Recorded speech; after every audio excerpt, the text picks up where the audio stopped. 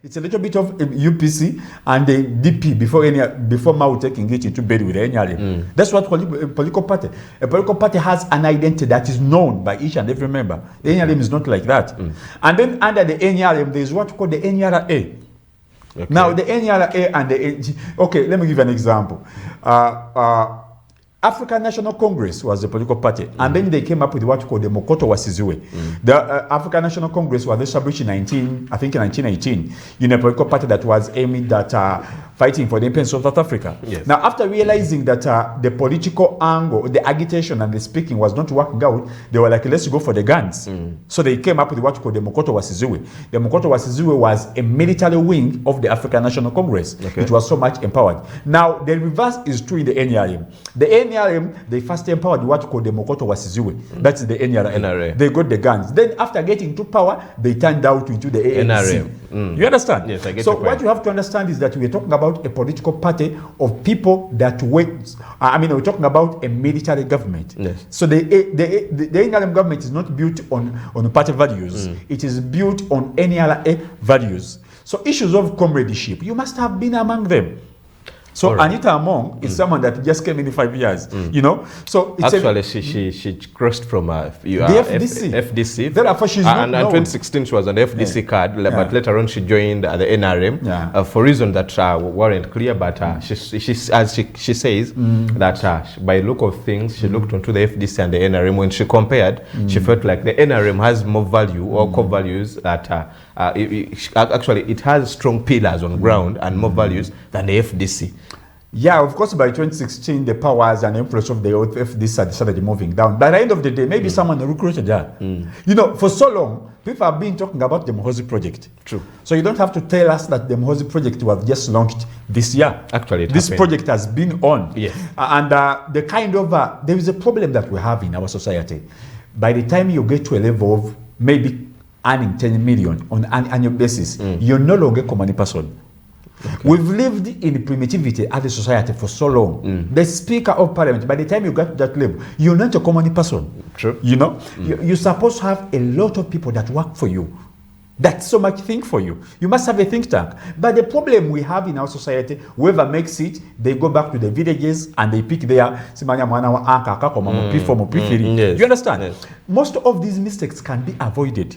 If you have a group of people around you that are very smart, now you got into the NRM, first of all, you are not among them. And these people don't so much understand the kind of democracy you're talking about. Actually, I would say she's among them, according to the statement that she made in Changkwanze, if you recall. When Mao came for the retreat, she said that visitors are not allowed into the bedroom. So what you're trying to say, she was also not supposed to go to the bedroom. She doesn't even know she doesn't even know the bedroom looks like. She doesn't even know where the bedroom is. Actually, if you go by this kind of if you recall, when they were voting for the SEC NRM SEC cabinet, the same statements that you're saying were said by Kadaga, the former Speaker of Parliament. She said she's someone that just crossed from the FDC. What makes you sure? What makes you feel like she's supposed to come in or to take the third position of the party, being that she has been in the FDC for a certain period of time. Later on, she joined the NRM on a short notice, and later on, you guys are you appoint her, or you vote for her as a SEC member. It is not good. So what you're trying to say is, but as we're concluding on to this very story, Doctor. Amongo, in the concluded elections, she decided, and when they were in parliament, she came out and said that she is able and she's willing to fish more people from the opposition to join the NRM. Where does this leave the NRM party, being that she had started to make sure that she brings more from the opposition to the ruling government? What did this affect the project that was being started by her? The NRM, just like I've just told you, the NRM is not a political party. The only person, so long as President Yoweri Kaguta Museveni is still around, the NRM is around. So any kind of mobilization that you do for, any other person can do that. So long as there is money. Okay.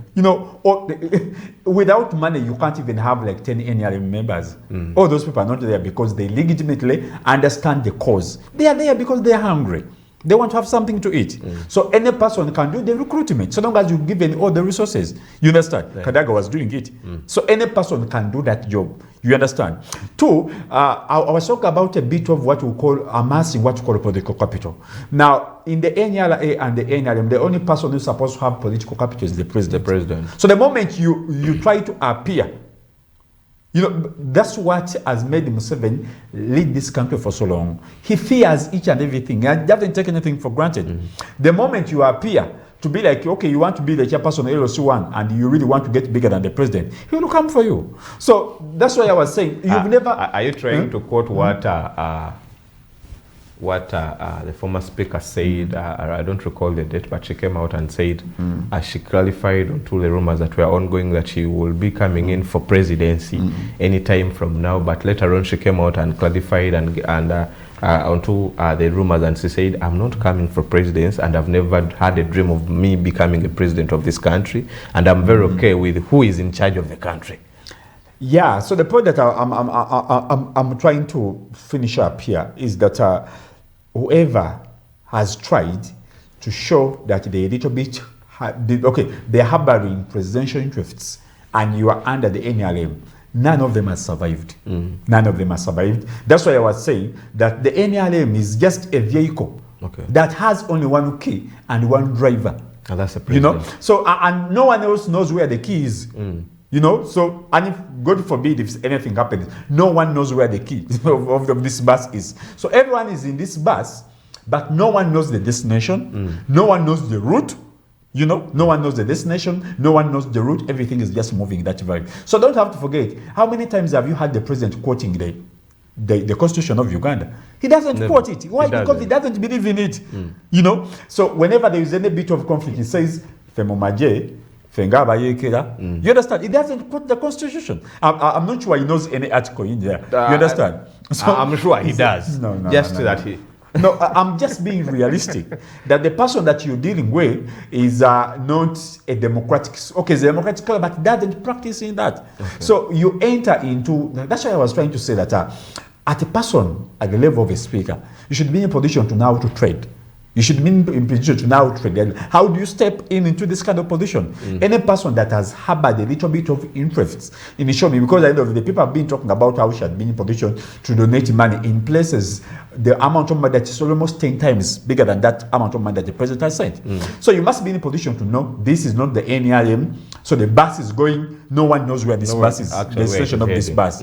So, and the people, the core of the NRM is the NRA. These are fighters. This is their thing. I'll give you an example. It is what's happening in the Chama cha Mapinduzi. You know, it's the something that's happening in Chama cha Mapinduzi. It's the something that's happening in the ZANU PF. You know, in the ZANU, that is in Zimbabwe. It has to be Mnangagwa. It has to be Chiwenga. These are the people that have been there. So you have the ZANU PF, you have the Chama cha Mapinduzi, you have the NRM, you have the Frelimo. These are revolutionary parties that were formed on comradeship identity. And the comrade to them is the person who was like them. So you don't come from Bukedia, 6 years, and then you start harboring all that. You understand?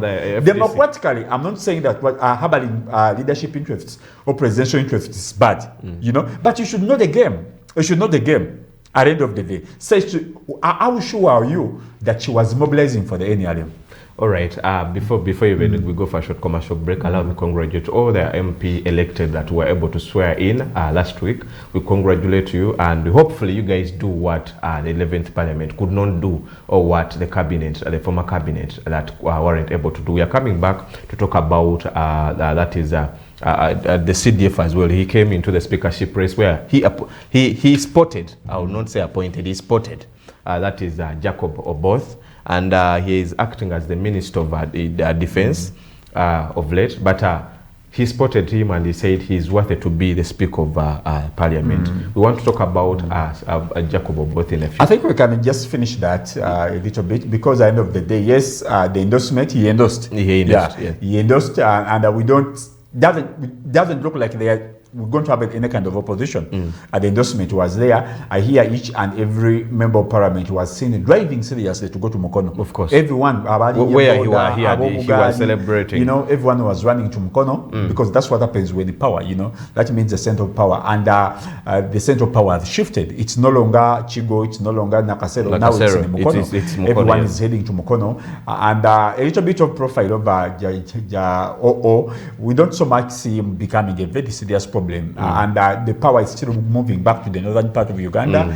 And since the endorsement came from the period, actually, the endorsement didn't come from the president himself. It came from the president himself. It came from the president himself, and then it of course endorsed by the PLU people. And since because I was following some conversation, and then someone said almost the PLU has almost 250 members that were PLU leaning during these elections. Yes. And this also accounts for having one of the most disastrous elections this country has ever had. That was the election that we had in January. Very disastrous, very chaotic, very bloody. So they were fighting for so many people that were PLU leaning to ensure that they come and make it possible and all that. So at Jacob Oboth, we don't expect a lot of opposition. And the fact now that there is fear, we don't expect a lot of opposition. We might have seen, we might have seen a new speaker. Yeah, maybe the deputy speaker. The question can be a little bit about the deputy speaker, but we don't seem to have a lot of opposition. It might have, it might be the person that is coming in. Yeah, it might be the person that is coming in. Actually, Jacob Oboth was born on 13th of April, 1971, in Toro district in Uganda. He holds a bachelor's degree, a Bachelor of Law he obtained a Bachelor of Law that was at Makerere in 2001. Later on, he went to Development Center, Law Development Center, where he obtained a diploma in legal practice. That was in 2002. He also holds a master's in law of election and cyber law that he obtained it in Massachusetts. That was in 2007. But besides that, he is elected as the Member of Parliament of West Budama South. He has been in Parliament since 2011. And later, up to date, that's what we have. But as you've mentioned, we are seeing quite a number of ministers that were able to attend the function. That was his function after being the Thanksgiving. The Thanksgiving after swearing in. Later on, he organized the function in Mukono. But as you've mentioned later, that we saw quite a number of ministers and those people that hold big position. Instead of going to Kololo, this time around they went to Mukono. And I don't know if we were able to listen to what he said onto that when he was giving his speech. There is a way he praised himself that me as a person, I don't even have any kind of corruption. Meaning that...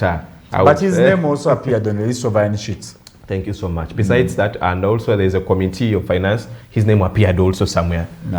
Yes, but besides that, that is Jacob Oboth, and we are going in for a short commercial break. We'll be right back with more information. As we told you that Matters Day has been suspended until further notice by the president due to the outbreak of Ebola in DRC. But we are able to know what's really going to happen, being that we have a few days to go in for to celebrate Matters Day. Let's go in for a short commercial break. We'll be right back with more information.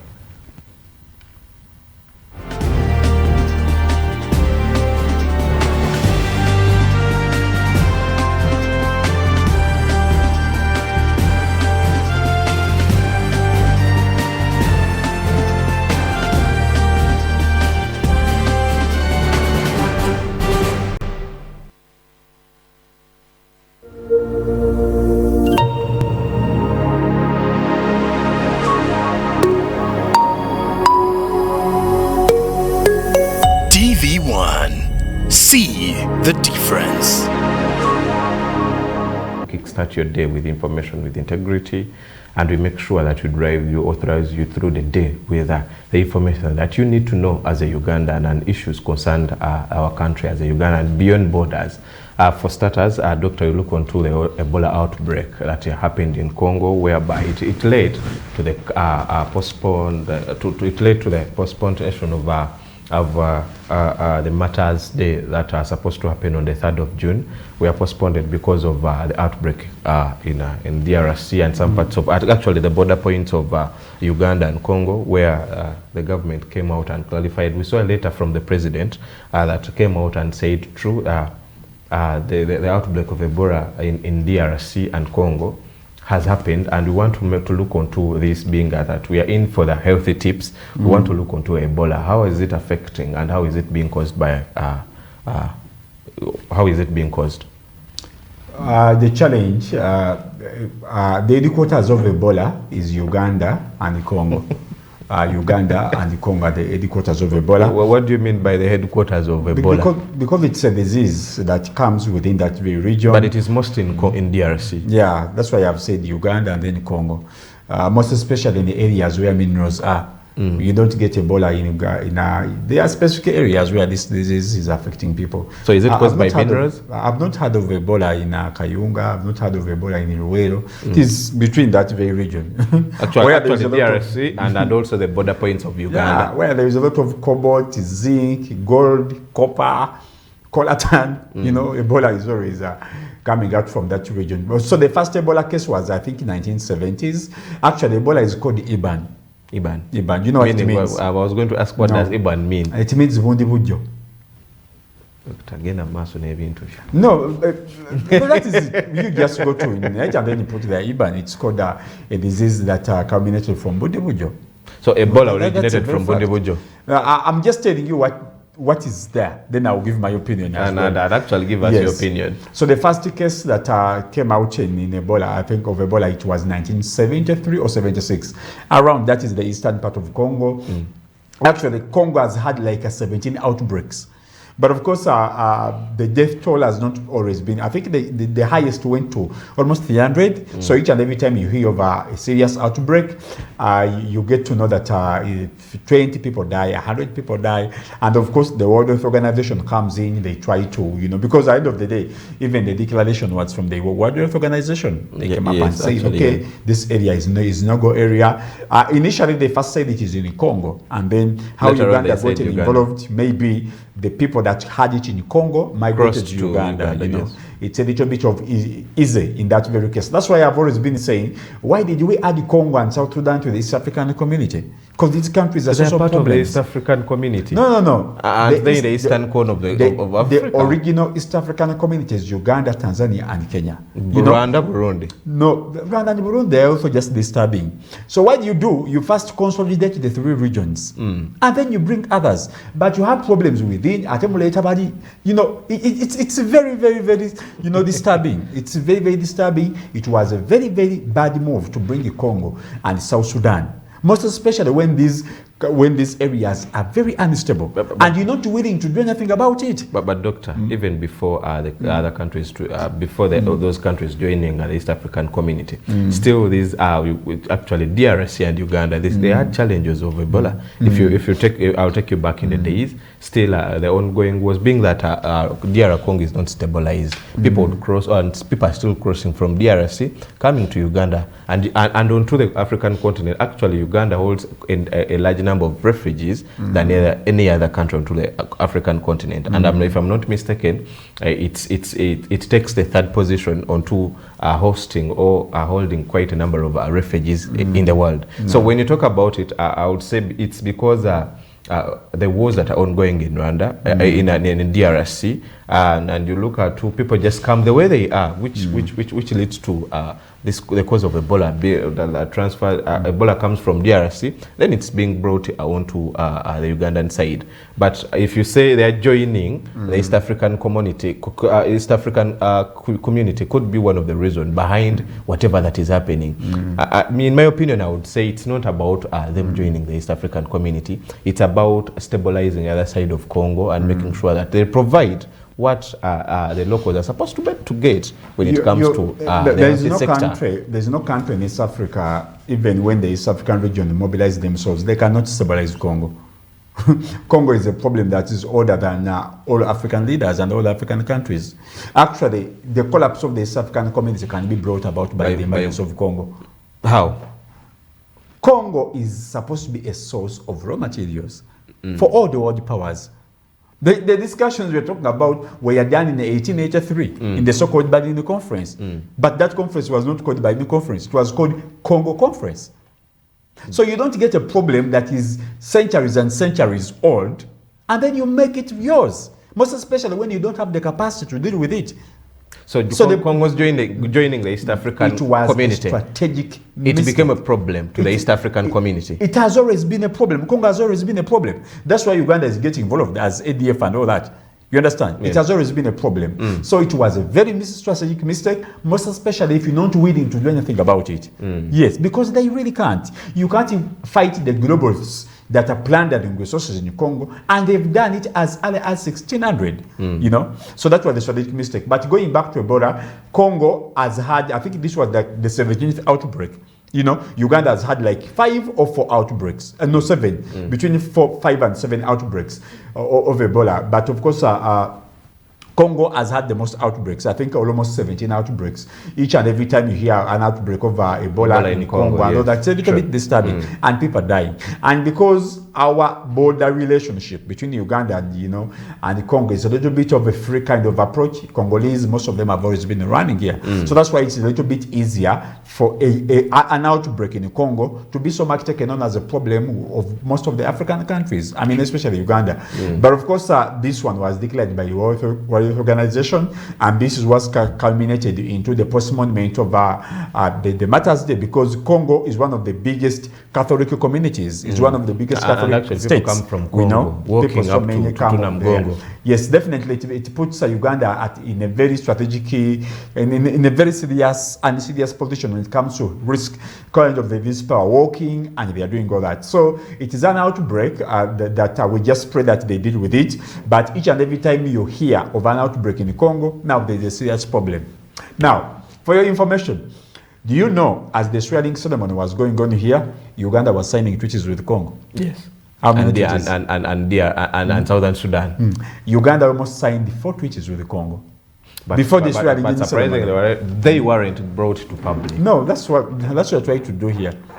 That's what you're trying to do here. No, But it's because what of I can the say, swearing what ceremony I saw was bigger. the South African treaties that were the treaty or the they were signed, that was signed by the president and then the Southern Sudan president. And No, actually, I'm speaking about the Congo.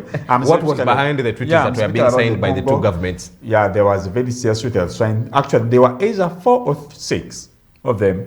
Not constructing more roads for them. No, it has a lot of issues. Of course, they were at Mistilo Hotel and they were serious. So whenever you hear an outbreak in the Congo, now there is serious business that is coming in. For Uganda, there is serious for the Ugandan there's government. serious business that's coming in within that region.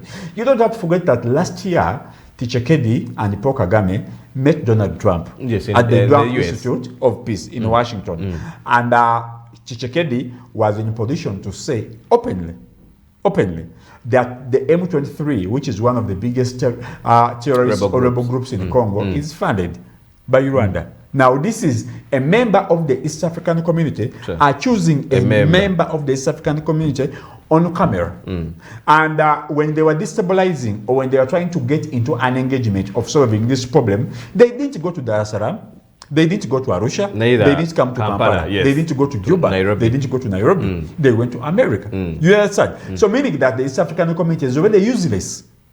It is a border without function. No, it's already useless in this very angle. So that's why I'm like, okay, why do you bring this problem? It's like dating a beautiful girl, and you know each and every person is, going around her, and you're one of the broke niggas around. So you can't sustain you can't sustain the relationship.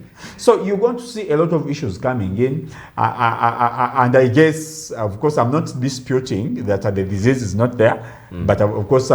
The World Organization has come out and they've declared all Western media stations have covered it. CNN, Jazeera, everyone's talking about it. But it's a very sad moment, most especially for Uganda, because by the way, our biggest trading pattern in this region is Congo and South yes, Sudan. We get a lot of resources. I mean, we take a lot of resources. And Rwanda. Yes, we get it's DRC, it's DRC Southern and Sudan, South Sudan mostly. Yes. So we do a lot of business in that very region. So anything that affects the Congo, it affects us. But of course, this is the 17th outbreak. Uganda is the chairperson of Ebola in the world. Yes. Yeah, all these outbreaks that have been coming up in West Africa, in that very region, Uganda has always been on the forefront. The international hero of Ebola is called Dr. Rukia, a Ugandan doctor. Ugandan doctor, yes. Yeah, I think he died in 2012. He died of Ebola, by the way, after doing a lot of research about it. So I believe that with the capacity and the resources that the Uganda have, we might be in a position to go and extend some hope, and we just pray that everything is handled very, very carefully in a very, at a very fast pace. At the end of the day, we don't really want to miss out on the Uganda Matters celebrations. Yes, we might be in a position to get the date postponed, but some of my family members had started working from where they are. I didn't know you were Congolese. No, I'm not a Congolese. Hey, okay. I'm a Ugandan. Where are they coming from? Tanzania. Okay.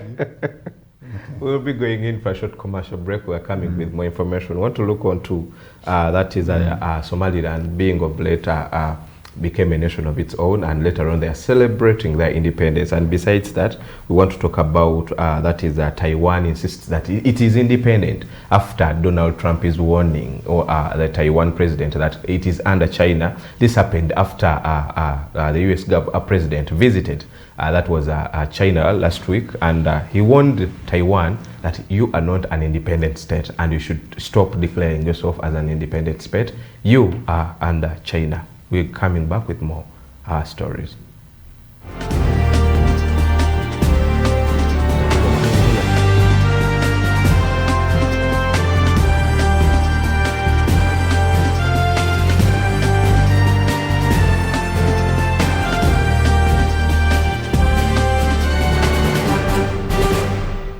And I'll take you back, Somaliland. We saw quite a number of people or countries into the African continent weren't happy with Somaliland becoming a nation. And Somaliland, it's becoming a nation. It was declared by Israel. No. And people weren't happy with it. As today they are celebrating their independence. I want us to talk about how Somaliland was able to get its independence. Yeah, Somaliland was part of Somalia, because even when you look at the strategic location, it's located between Somalia and Djibouti. You know, it's located between Somalia and Djibouti. It is right there in the middle. It's located between Somalia and Djibouti. Their capital state is called Hargeisa. And this country was one compared, it was one country, you know, with Somalia. Because Somalia got independence in 1960. I'm talking about the bigger Somalia. It got independence in 1960. And then after around 3, 4, 5 years, it got into a merger, like they merged together, just like how you saw Zanzibar and Tanzania getting into what we would call Zanzibar and Tanganyika, rather, getting into what we call a union of Zambia. Tanzania. You know, that was 1961, and then definitely you see the leadership and all that. They changed, they turned the Tanzania African National Union to the Chama cha Mapinduzi. You know, it's a little bit of what happened with the Somalia and the Somaliland. It's a very small country. Actually, it's almost Uganda is bigger than Somaliland by 1.25, I think, because it's almost 70% of the entire Uganda. That means it's a very big country. Yes. But in terms of population, they have a population of around 5 to 6 million, which is almost the population of the one tribe in Uganda. You know, you do so much look at that in that very perspective. It's a very big space. It has geographically, it's very big compared to the population density. You know, the people that so much settle in there are not so much many, because they have a population of around 6 million. That's almost the population of the people in Kampala only. So that's how empty that country can be.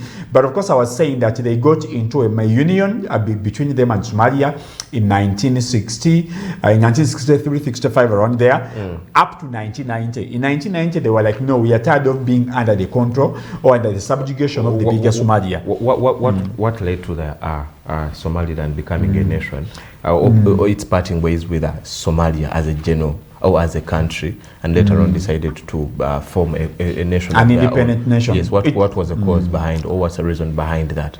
It is domination. It was domination. I'll give an example of what's happening. What has helped the Union of Tanzania move forward with Zanzibar? Each and every time you get a leader from Tanzania mainland is what we're talking about, and then Zanzibar.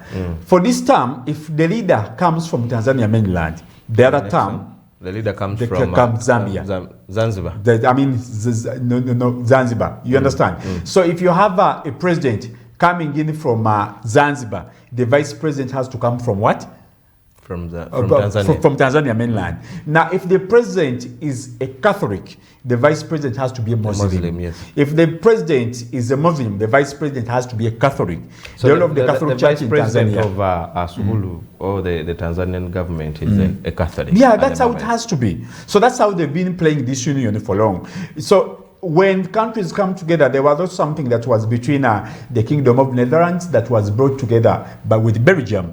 But for so long, Belgium was so much dominated by the Dutch. You understand? Because by population, the Dutch were a little bit more Protestants, and then the Belgians were Catholics. Yes. So it's because of that domination that the Belgians were like, no, we are tired of being under this kind of subjugation. So that's why 1830s, they were in a position to put up a revolution, and they got independence in 1839. So the point was about subjugation.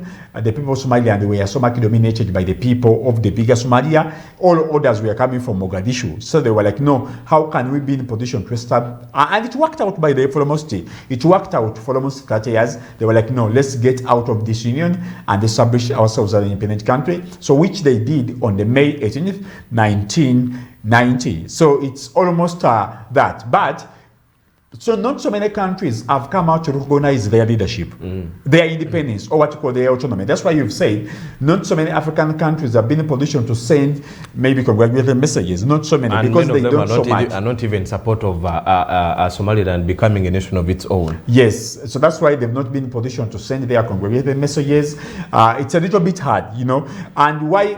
A few even European countries, not so many European countries have so much recognized it. Even the United Nations does not recognize it as a nation. That's why they don't have any representative in the United Nations organization. But of course, it is countries that are a little bit chaotic, like Israel. You have Denmark.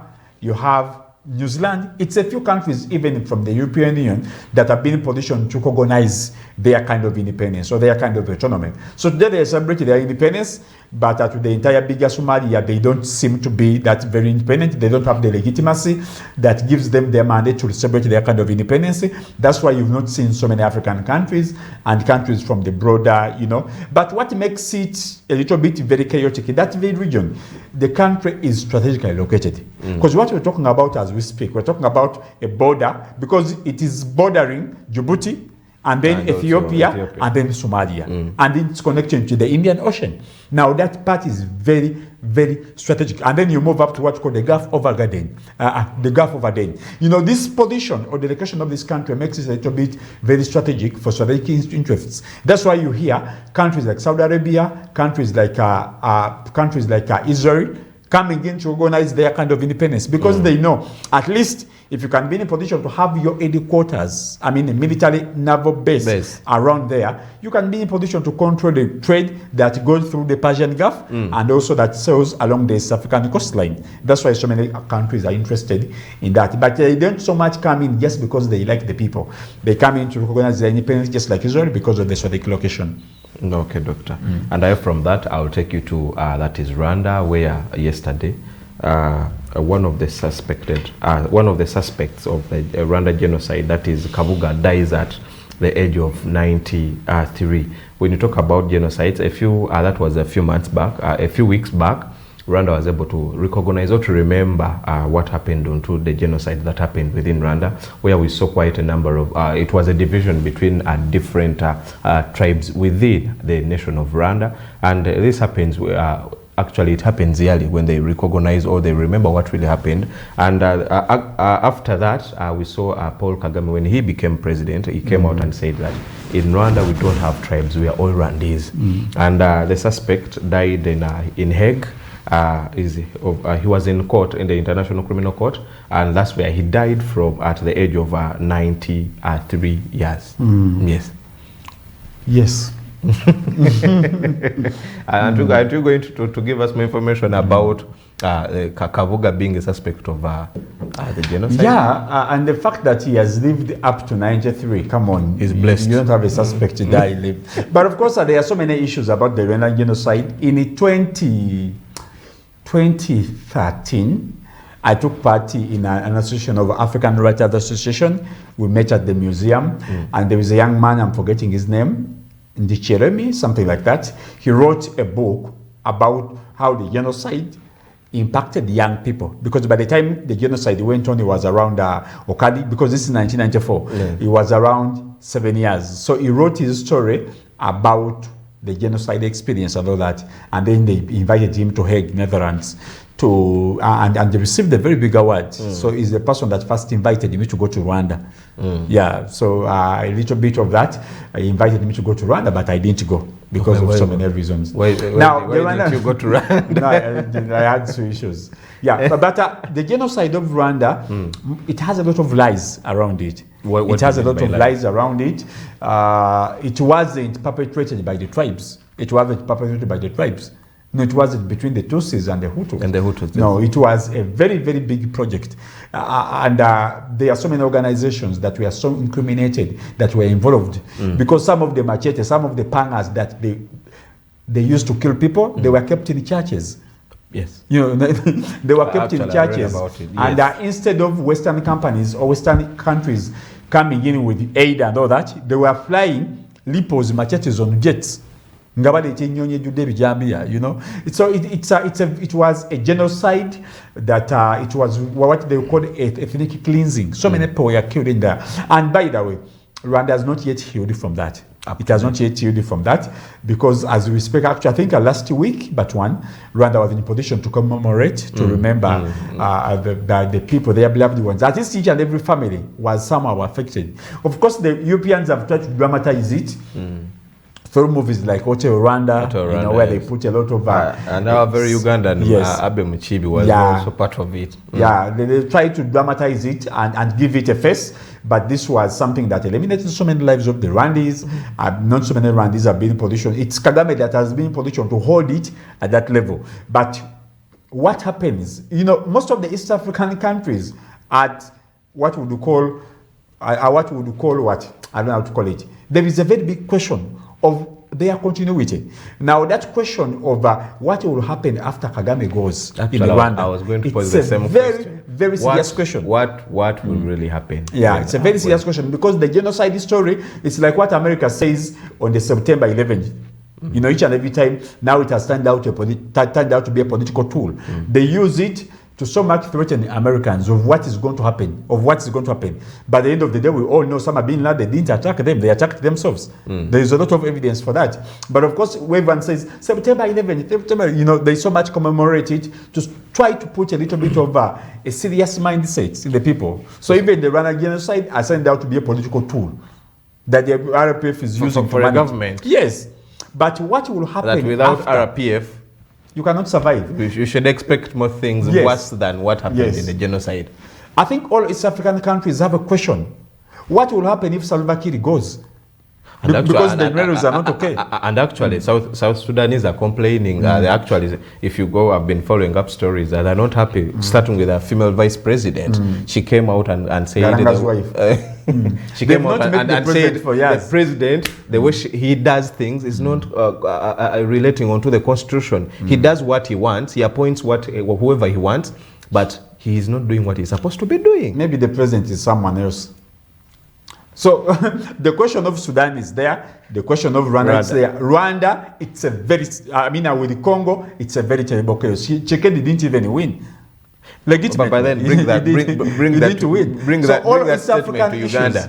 Bring that statement to Uganda, because it is in Rwanda that without Kagame, Rwanda cannot survive. Same applies here. You look at people saying Uganda is also having a very big question.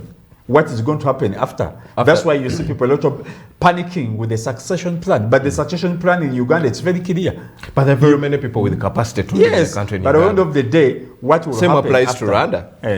No. What do you call a country? People have to feel it.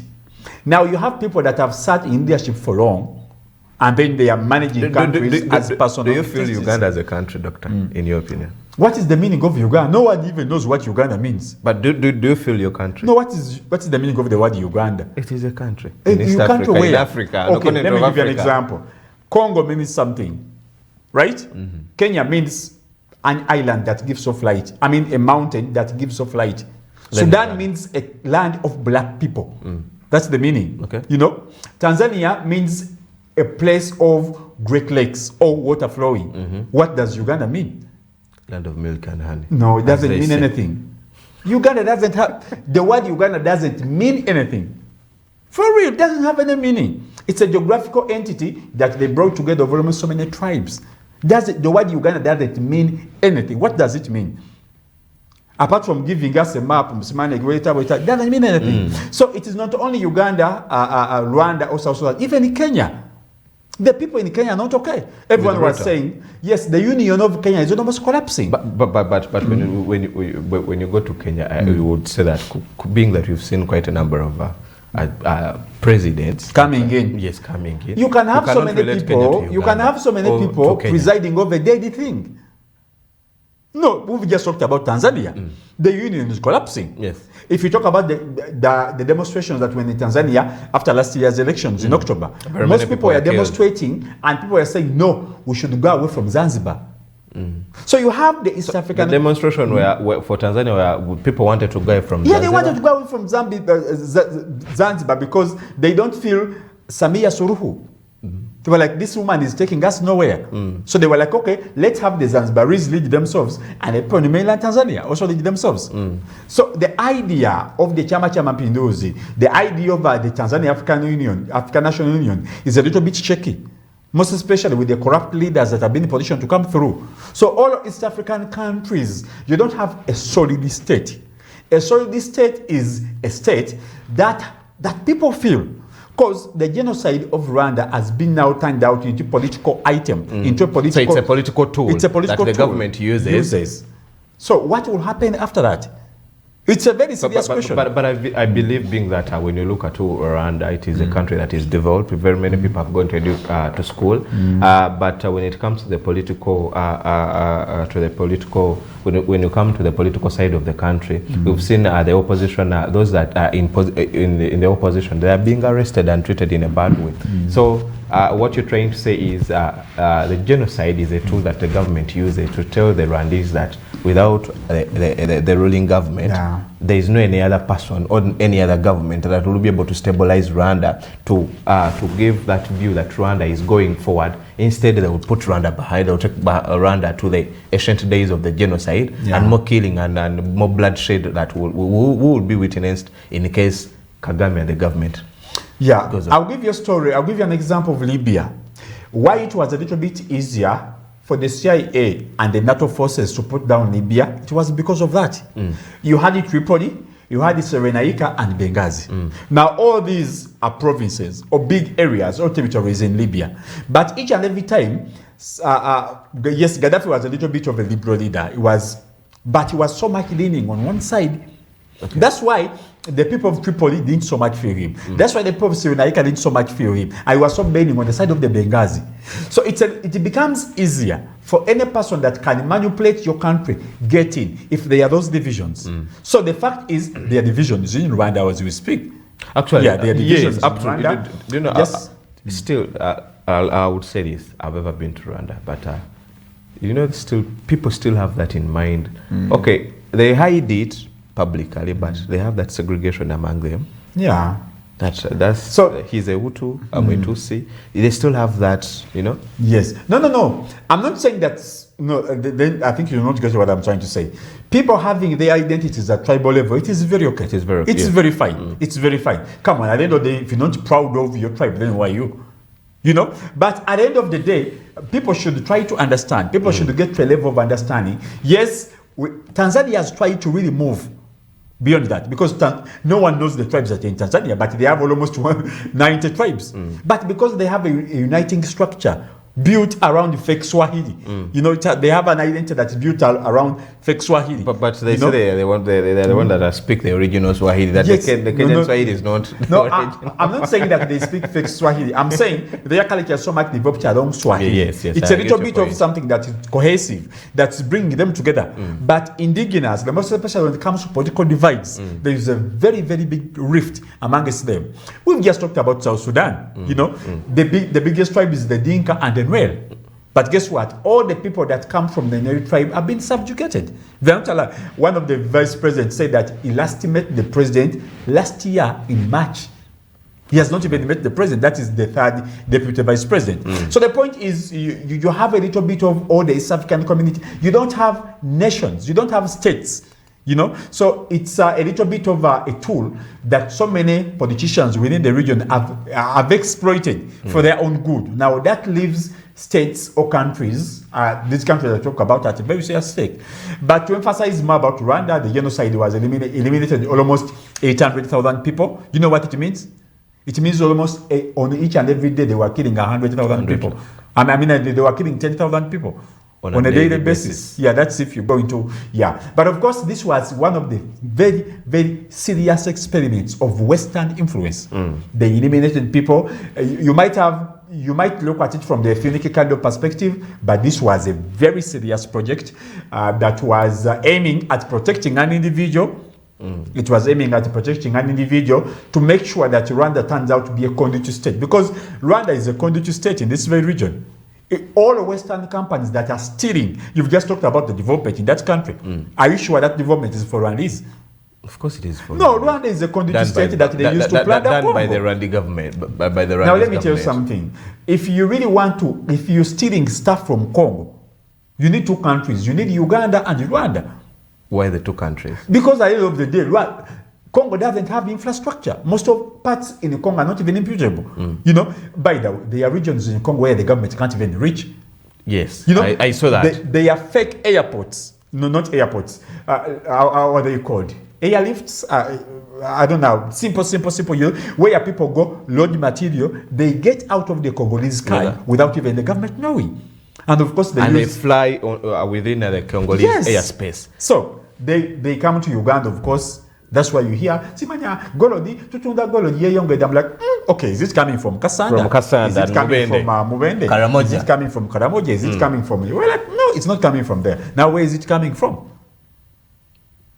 There was a story that was done, I think, by Al Jazeera, that there was a very big plane that has always been seen loading stuff from northern Uganda, moving to UAE. That is in Karamoja. Yeah. No. It's basically the northern part of this country is used by the UAE to plunder South Sudan, to take over what's happening in the other part of Sudan. So there is a lot of chaos within this very community, by the way. There is a lot of chaos within this very community, and something that has happened in a country like Rwanda, leaders have not so much worked hard. Because I'll give you an example. We all know what do you mean by leaders not working hard? They have not worked hard to ensure that doesn't have to happen. You know what's happening in Sudan right now? Yes. General Dagalo and General Burhan are eliminating people. You know what happened in Darfur? And Burhan came out and said that actually he came out and said he's really sorry onto what happened when several people, civilians, were being killed by his army. What is happening in South Sudan, it's even worse. What happened in Darfur? You know what happened in Darfur was called a genocide. You know? Let me tell you something. Do you know what happened in Kenya in 2007? Yes, almost 2,000 people eliminated. Very many people were killed. It was along tribal lines. Yes. Yes. It was along tribal lines still. So you were like, okay, but guy, are they really, really looking at this very angle? You know, it's I'm not saying that I would like to see a genocide happening, because there are other genocides, by the way, that's happening. One of them is happening in Palestine, but no one cares so long as they are not killing Americans. About it. They are killing. You know, there is a genocide as well that's happening in Burma. In Burma or Myanmar, they are killing the Rohingya Muslims on camera. So it's a little bit of a world having an okay attitude. What's happening in Lebanon? Israel is terrorizing and eliminating people in Lebanese. The Lebanese are being killed. So, but what happened in Rwanda, of course, it was very unfortunate. Uganda was one of the countries that was affected, because I hear dead bodies were flowing all over, all over. They were coming in here. It's not something that you would like to see again in any country or in a society, most especially in a space where you would feel like people are a little bit civilized. But civilized countries like this are doing it, with the support from other European countries. So it was very unfortunate. Almost 800 people dying. That was very, very, very bad. We believe that the President Paul Kagame and the entire leadership of Rwanda can be in a position to help us heal. Because at the end of the day, when Africans die, when people die, the pain that you wouldn't like to see people dying in just a neighboring country because it can spill over. Rwanda is not very far away. Remember when we had tensions between 2018 and 2019 when the border was closed? Yes. So any instability in a neighboring country. Besides, I'll just bring you back here. The event that happened last week on Tuesday, very many people were questions concerning why Kagame didn't attend the swearing function in person. Instead he sent the Prime Minister. But for the people actually didn't mind. They forgot that he was in Kenya for the African summit that happened in Kenya for the past 2 days. That was when French was in actually. Macron was in Kenya to see how the French-speaking countries, African countries, do more work hand in hand with France. Yes, so, and he has attended several. You also don't blame him. He has been here several times. Richard, actually, most of the times. Do you know that Rwanda and Uganda, they say we are brothers and sisters? Yeah, well, that's how it's supposed to be. And of late, we've seen quite a number of intermarriages between Rwandese and Ugandans. That's how it's supposed to be, but at a strategic level. I'm one of the people that so much push for the South African community because I understand. But when you have politicians, you know a politician is a populist, is someone who only thinks about the next election. You understand? So when you have populists pushing it forward, then it's going to become a serious problem. So the East African community, we need to push for it seriously, such that you get rid of these borders. We've seen most of the universities in Uganda are predominated by people from South Sudan, and they are paying well.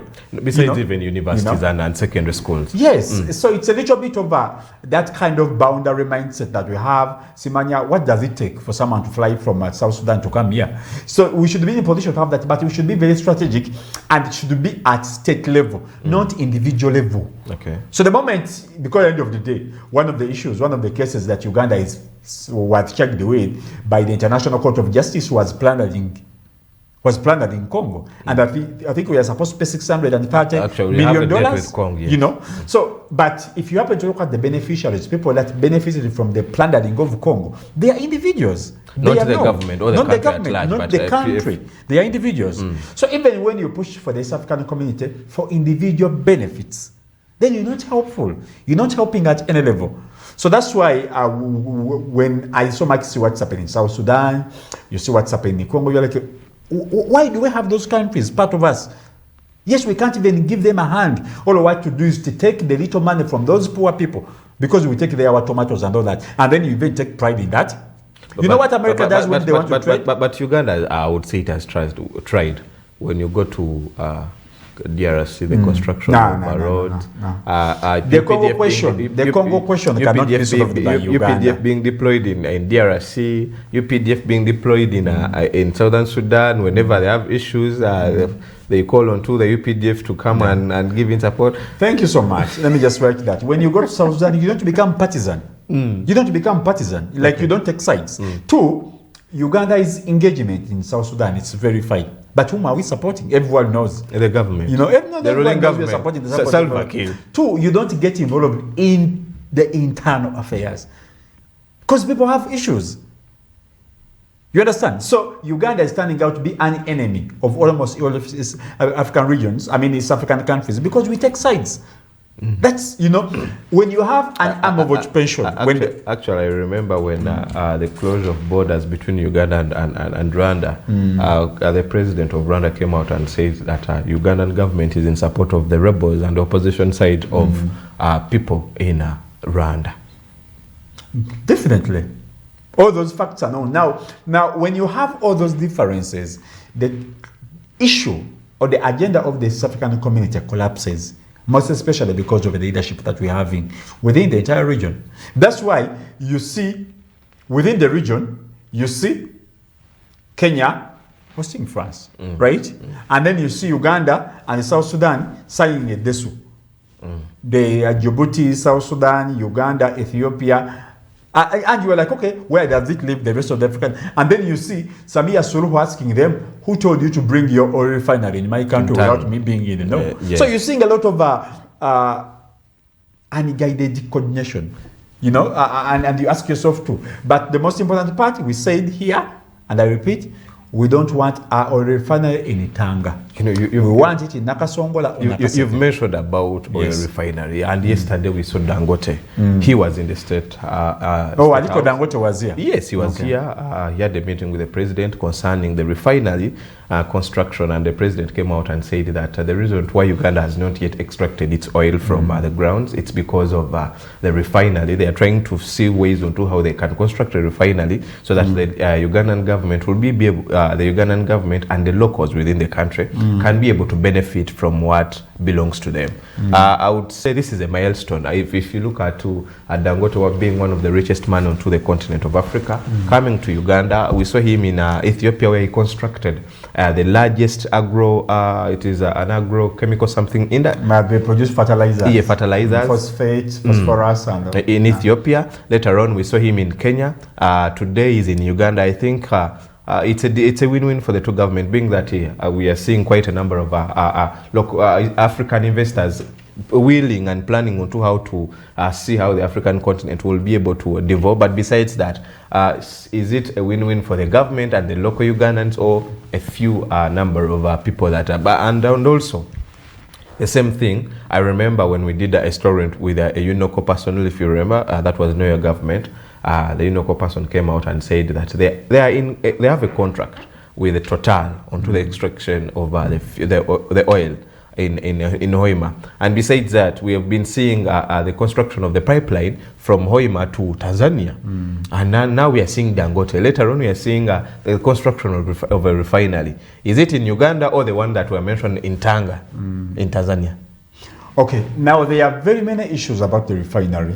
Of course, the refinery has been so much talked about for a couple of, I think for the last 10 years, and we're in a position to go into what called the ECOP, the East African Crude Pipeline, and the oil refinery that is coming in from the Alpat. Actually, one of the treaties, I've talked about the 6 treaties that Uganda signed with Congo on the, I think it was either 10th or 11th of this month. Out of the 6 treaties or agreements that were signed, one of them was about the oil in the Albertine region, because the Albertine region is also crossing it also crosses to Congo. Definitely, if you start getting out that oil, definitely you're going to affect the oil supplies. You know, so definitely you have to have what's called a dual treaty that so much protects the two countries and defines the roles and responsibilities of each and every country in this kind of arrangement. But in order to have this move forward, you must understand that you must have an oil law that is internationally recognized. That governs the two. That governs the entire oil industry. Now, let me tell you 3 weaknesses that are in the Ugandan legal system. Number 1, Uganda doesn't have an aviation law. I don't know if you're getting it. Yeah. If I don't have to put it. If we get any issues with avionics, planes and all that, Uganda doesn't have its own aviation law. So that's why you don't have any aviation lawyer in this country. If you have any issues when it comes to the avionics, we go to the international law. We don't have ours that is internationally recognized. That's why when you get any plane issues, you understand? Yes. You know, Uganda, you have the Bombardier and all that. There is no clear law that defines. We bought a bigger one a few days back, last week. That is the first loophole, aviation law. 2, the maritime law. You know, now when it comes to the usage of all water bodies, you must come up with a legal system that is approved, because all water bodies within and outside this very country are supposed to be protected by international, what we call the maritime law. So you don't have so many specialists in that. Now, when you go to oil, one of the biggest problems that we had when Total Oil and other companies, you know what these guys do? And whenever you hear about, and they have done most of the construction in Hoima. Yes. And whenever you hear about Total, just know that's Macron, because that's a French company. You know what they come?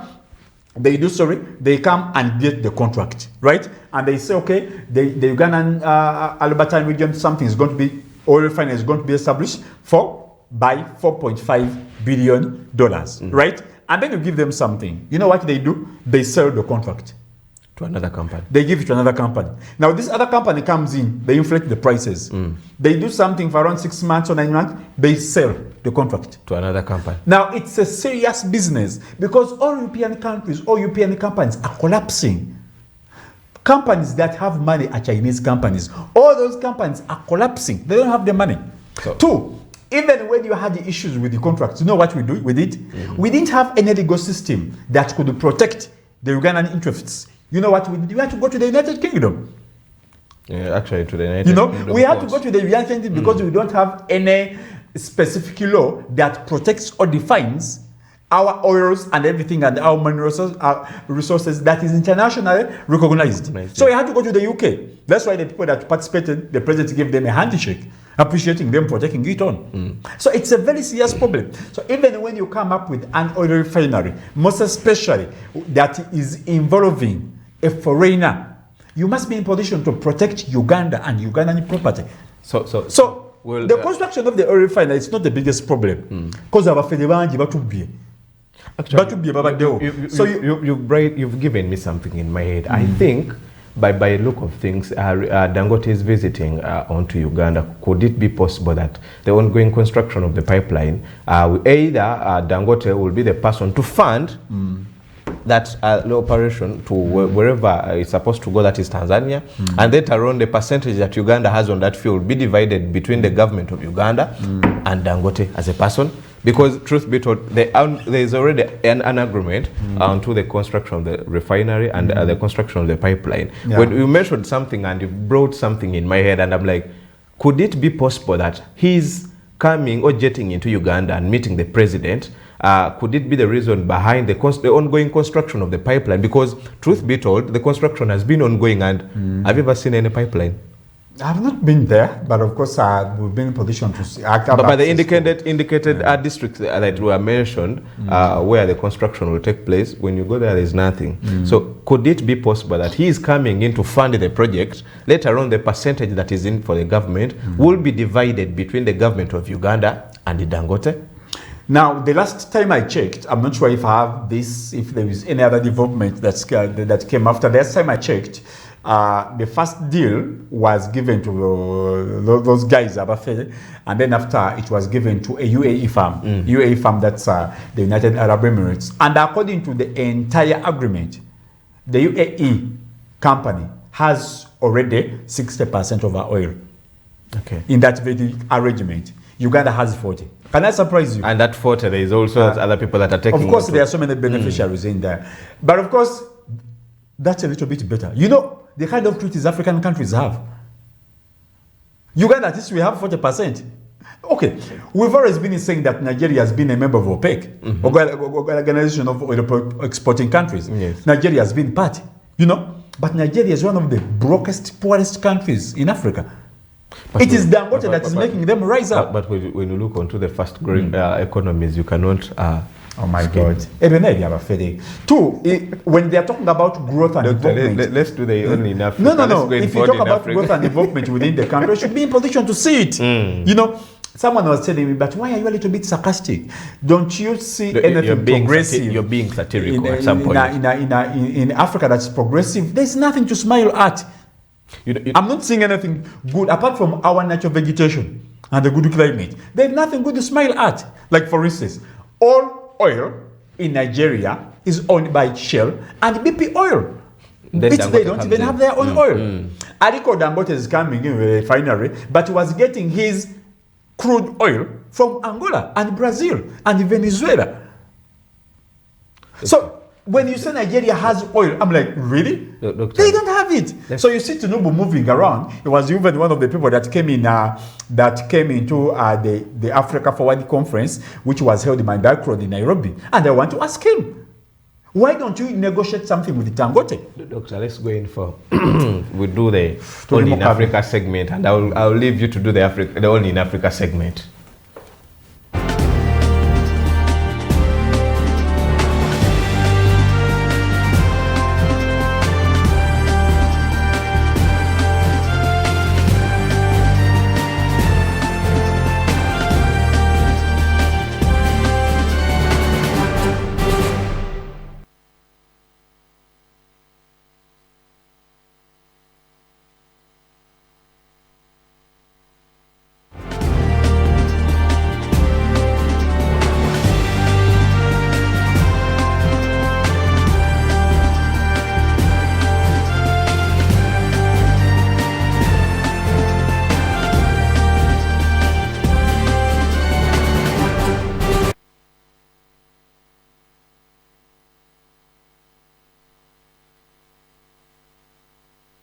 Only in Africa segment. This is the segment where we talk about a little bit, where throw some light or shed some light about some of the outstanding scholars, outstanding beauty, and some bit of African history that so many of us may not be in position to understand. So today we've decided to talk about an African scholar, and it's called Cheikh Anta Diop. Now, Cheikh Anta Diop is one of the greatest African scholars that we've had on this very continent, most especially when it came to defining the black identity. Cheikh Anta Diop was born in Senegal and raised in there. And he was the first person that was in a conversation, that was in position to have a conversation with the whites and defended that Egypt was a land or was dominated by black people. You know, there was something that was being pushed forward, in the 40s, in the 50s and the 60s. They so much wanted to define Egypt as not part of Africa. Okay. They always wanted to say that the newborns or the new kids on the block, I'm talking to the Arabs, I'm referring to the Arabs, that came in 1400, in 1300, were the inhabitants in this very region. You know, it was Cheikh Anta Diop that came out and defined, and he was in a position to show that the mummies, the pharaohs, and everyone in Egypt was, you know, that's why if you go to Egypt and look at the monuments, and most of those things that you're seeing there, they don't have their noses. Yeah, I don't know if you've been in position to see. If you look at the pyramids and the images of the pharaohs, they don't have noses. Yeah. They've been deliberately removed. So it was Cheikh Anta Diop that came out and defined and told them, yes, all of what we're talking about in this area was a civilization that was built by black people. So Cheikh Anta Diop is one of the greatest writers, the greatest African philosophers, the greatest scholar. He was a physicist, he was a sociologist, he was, all. He was a combination of all. But most importantly, he's the person that has been in position to shape what we call modern African history. To the extent that even the United Nations Scientific and Cultural Organization, I don't know if our producer can have an image about a picture of Cheikh Anta Diop. People need to look at it. Actually, that interview, he was interviewed by a journalist concerning his studies and development. That actually there he is. So that gentleman that you're looking at, Cheikh Anta Diop, is one of the greatest African scholars that defended that this country or this continent has had civilizations. Actually, he has been a very serious writer. Most of his books are known. One of them is called The African Origin of Civilization, The Myth or Reality. The other is called The African Origin of Civilization, Myth or Reality. The other is called The Cultural Unity of Black Africa. We have the pre-colonial Africa, the economic and cultural basis for a federated state, towards the African Renaissance. So he has written so many books about African civilizations. That's why he was eliminated, he was somehow eliminated. But Cheikh Anta Diop stands out as the greatest African scholar, to the extent that even the United Nations Scientific and Cultural Organization, UNESCO, when they asked him to rewrite African history, and he wrote it. And you get so much surprise when they don't teach us about such people on the African continent. Each and every highlight that we have to talk about, we have to say, Dr. Leakey, somebody has to divide George and all that. Yet we have African scholars. Actually, the most important thing that is so much put out was the definition of melanin. He was the only person that defended Africans, that it is a relationship, the relationship between the Africans and the melanin is so much responsible. So much found in the monuments of the pharaohs and in there. In other words, they wanted to take away Egypt, that Egypt is not part of Africa, with the history that it was always predominated by at least light-skinned people. So it was his conversation, his research, his scholarly work that was in position to defend the African continent, and he has written so many books. He has written so many books about that, this question of black civilization. Very many wonderful books. I have soft copies. If someone is interested, probably they can come and I will ask Grand Abbott next Sunday in Sankofa Square. Yeah, we do a program about Cheikh Anta Diop. I think it will be a very serious program, so that we can be in position to cherish the scholarly work that has been done by one of the greatest African scholars, Cheikh Anta Diop. All right, we'll come back from that segment. We were talking about one of the biggest caller onto the African continent. Doctor, we cannot go without talking about Taiwan. Taiwan, it insists that it's independent as a country, whereby this came after Donald Trump warned the president of Taiwan after his visit onto that was actually he was in Eswatini. Yes. He came out and said, whatever that you people are doing, you should be mindful that you are under the government of China. You're not an independent a country or a nation. But the president of Taiwan came out and insists that we are an independent state. We do what we are supposed to do. And I'll take you back. When remember the president of Taiwan wanted to visit Eswatini, at first he was denied access, he was denied an opportunity to fly out of Taiwan to come to Africa by the Chinese government. But later on, he found his way out of Taiwan, and on two people's surprise, he was seen in Eswatini. Later on, after this visit, should we say that why is Trump involving in issues that do not concern the United States of America? Would have said that this issue would have been handled by the Chinese government. And for starters, why is the Chinese government more interested? Why is it interested into Taiwan as a nation? They don't want it to be an independent nation. Why? What could be the reason behind it? The involvement of Trump and America and Western countries has been there very well for quite some time now. Taiwan seems to be a little bit of a renegade that is trying to get to seek or to declare themselves independent. And this is one of the biggest highlights that Xi Jinping and Donald Trump were expected to have a very serious discussion about when the president of the United States of America, Donald Trump, was in a position to visit China last week. It is something that was expected to have a little bit of to be one of the biggest highlights on the agenda that was supposed to be discussed between the two countries. And yes, you're talking about one of the issues that was supposed to be talked about. And the biggest issue was about Americans giving of military weapons.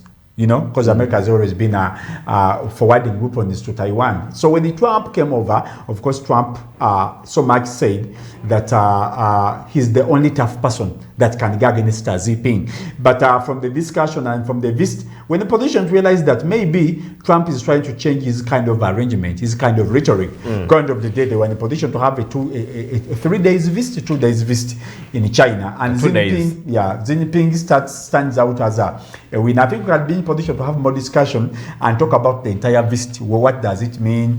What were the repercussions? What were the results on the American side? How did the China benefit? It's a very big discussion that we can't have in a minute or two. But so many people expected Trump to be so much pro-Taiwan. But now that America is in a position where they need China not so much to be on the side of Iran, you would probably let America sacrifice Taiwan such that they can also be in a position to have Iran. Because at the end of the day, even the Iran conflict is turning out to be a little bit of a very dangerous, fiasco. America is failing on so many fronts. So when you're failing in Iran, and one of the reasons for your failure is China, you wouldn't like to provoke China beyond that. So these are words calculated words that Trump was in a position to use to ensure that he doesn't so much provoke into the Chinese, most especially what they've been in position to declare or the support they've been in position to give to Iran. Yes. Could it be because of the strategic location of Taiwan? Could it be the reason to why China is more interested in making Taiwan part of its own? Taiwan and China is the same. They speak the same language. No. Taiwan and China, it was the same country. It was the same country. It was just something that happened in the 60s, and they were like, okay, we need to get ourselves declared. It is what we've just been talking about of Somalia and Somaliland. Yes. It's a little bit of that. That's what we've been talking about. But the Western powers, Britain, America, and France, have always taken advantage of that because they already, it's like what Putin did with the Crimea and Ukraine. It's a little bit of that. And America has always been taking advantage because when you have Taiwan on your side, it becomes a little bit of strategic importance for you to control what's happening in China. And China is like, no, this is our territory. America cannot deal with China without having us in the know. So it's a little bit of that that's happening. And Trump was a little bit very strategic in that. So definitely you wouldn't like to have something seriously declared over that. But of course, after that speech, after that visit, he declared a lot of things. He came up with a lot of declarations that are very, very provocative on the side of China. So I think this is just, we are going to see the results of the visit, most especially in the weeks, in the days that are coming. Because at the end of the day, they don't give out the details, they don't give out the details. We are here to see exactly what kind of discussion the two countries were in a position to have at biochar level. All right, Doctor. For the interest of time, I would love you to give us your parting shots as we are beginning this week. Ashe. As usual, Ashe. All right. For more stories, we'll give you more information at hand. And as I'm speaking right now, investigations are ongoing onto the residence of the former speaker, that is Right Honorable Anita Among in Chigo, her second house in Chigo. More investigations are ongoing, and we'll promise to give you more information concerning the investigation and the outcomes of the investigation. For the issue of the suspension or the postponed, the President of Uganda postponing the 3rd June celebration, we'll give you more information concerning that issue. In case of anything, of course, as TV1, we promise to give you information at hand. We'll be back and give you what is really happening onto the country, within the country, and beyond borders.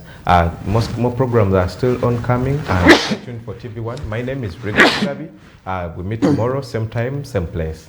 Blessed day.